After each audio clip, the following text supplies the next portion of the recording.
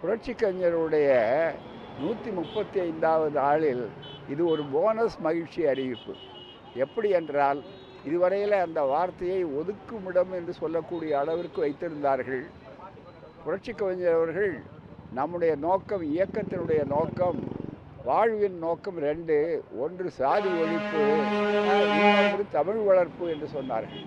எனவே தமிழ் வளர்க்கின்ற இதே நேரத்தில் ஒரு கல்லில் 2 மாங்காய் அடித்ததைப் போல நம்முடைய முதல்வர் அவர்கள் இனிமேல் அந்த காலனி என்ற சொல் இருக்கக்கூடாது என்று ஆரம்பத்திலிருந்தே ஆதி திராவிட மக்களுக்கு, ஒடுக்கப்பட்ட மக்களுக்கு வீடு கட்டி கொடுத்தால் கூட அது ஒதுக்குப்புறத்திலே கட்டி கொடுக்கக்கூடாது, எல்லோருடைய இருக்க வேண்டும் என்று சொன்னவருடைய சிந்தனையினுடைய ஒரு வெளிப்பாடு தான் நாடெங்கும் கலைஞர் அவர்களாலே உருவாக்கப்பட்ட பெரியார் நினைவு சமத்துவபுரம் என்ற ஜாதி ஒழிப்பு.